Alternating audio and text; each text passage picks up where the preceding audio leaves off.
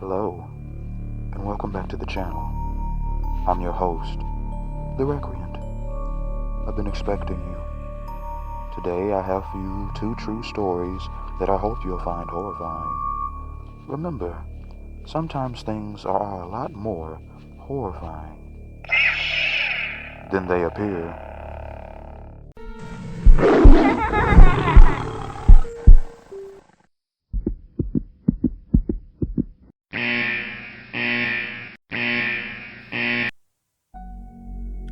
I'd like to tell you about an event that happened to me in July of 2017.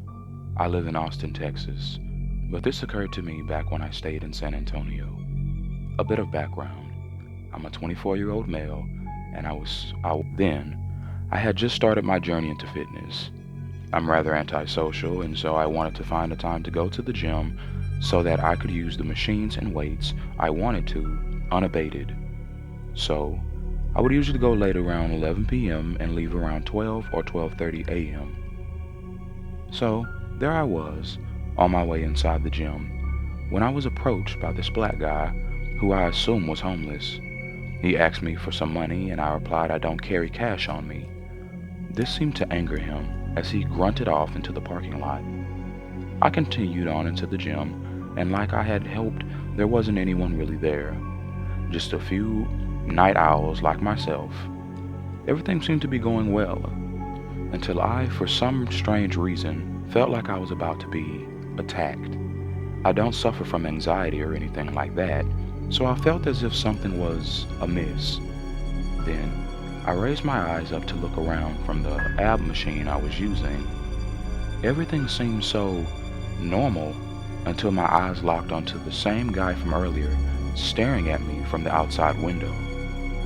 I tried to make it seem like I hadn't noticed him and began to continue my workout. I remember thinking, this guy was clearly a bit off or something, because who stares at another person like that? However, as the night continued on, I completed my workout, and by this time, I was the only person in the gym. As I made my way to the exit, the same guy from earlier was sitting down on one of the chairs towards the gym counseling room. I didn't make eye contact and proceeded out the door, when to my surprise, the guy got up and I heard him catch the door, like he didn't even let it shut. At this point, I continued on to my car, but when I glanced out the corner of my eye, I saw that he was following me. I kept it calm till I made it back to my car and put my things inside. The guy then asked me again, and this time in a more demanding tone, for money.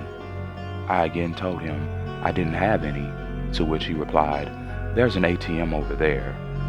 I must have had a confused look on my face as he said, "You said you got card, right?" This angered me, and I just got in my car. It was then I noticed the man reach for my door handle, and I hastily locked it. This psycho then began punching my window and demanding money. I reached for my keys as I started my car, and it was then I noticed the man holding a knife. I quickly started the car and peeled off. I thought it was over when I heard a loud bang and my window shattered. My whole world seemed to come to a stop as my life replayed in my eyes. I thought, this is how I die. As I noticed the man trying to run to my car, I made it out of the lot by hitting the gas. As soon as I made it home, I called the police. I gave my best description of the man, and thanks to that gym's cameras, the guy was identified and caught. Apparently, this wasn't his first time. He was wanted for trying to do this to a woman about 2 weeks earlier. I like to think he's put away somewhere though, where he cannot harm others. This event hasn't deterred me from my gym life, thankfully. I still go at the same hours. I just find it awesome that I have such a fascinating story to tell, but the nightmares still play in my mind on, what if that bullet hadn't missed my head?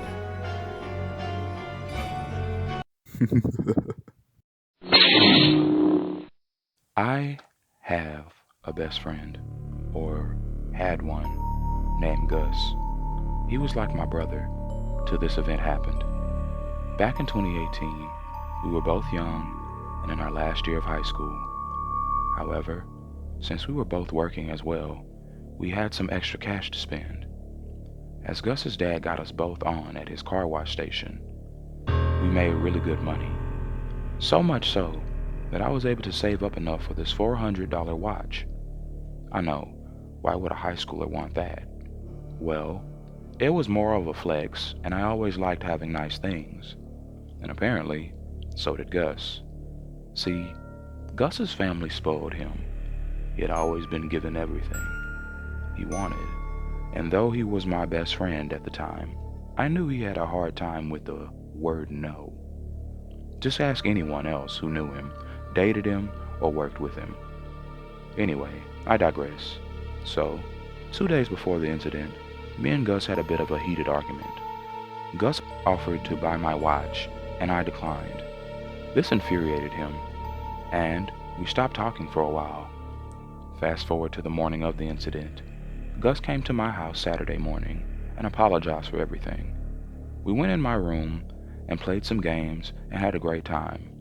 Till around 7, Gus left, and I wished him goodbye. Upon leaving, I made sure to check my window, as I noticed it was slightly opened. I closed it and prepared for bed. I grabbed a t-shirt, placed my watch on my dresser by the window, and got ready to shower after one last match of Mortal Kombat. About an hour later, I was showering, and I noticed that I left my underwear in my room. I noticed also that my light was on in my room. So, I went back to my room just to see. Strangely, because I thought I turned off the light, I quietly crept back to the door and peeked in. My blood then grew cold as I saw someone in there grabbing my watch. I screamed as my mom and dad ran to me.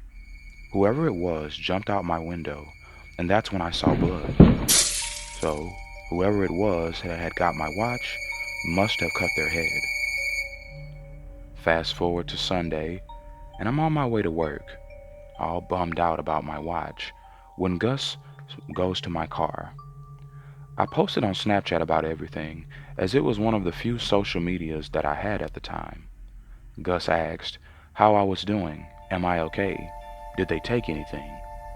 To which I replied, yeah, they took my I stopped, as I saw this huge gash over Gus's right eye.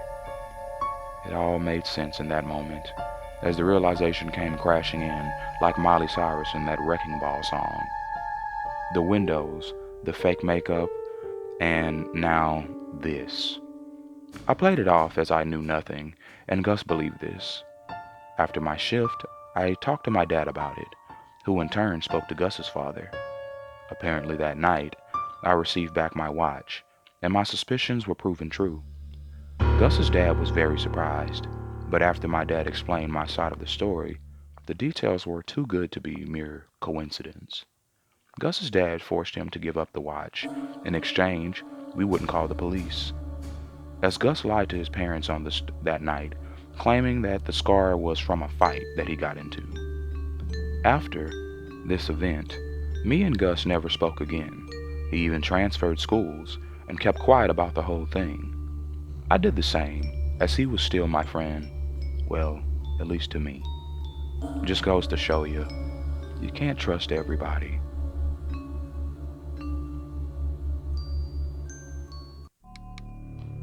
And there you have it. 2 horrifying true stories. I hope you enjoyed them. I won't hold you too much longer. Till we meet again on the Recreant Journals. Remember, here, fear is everything.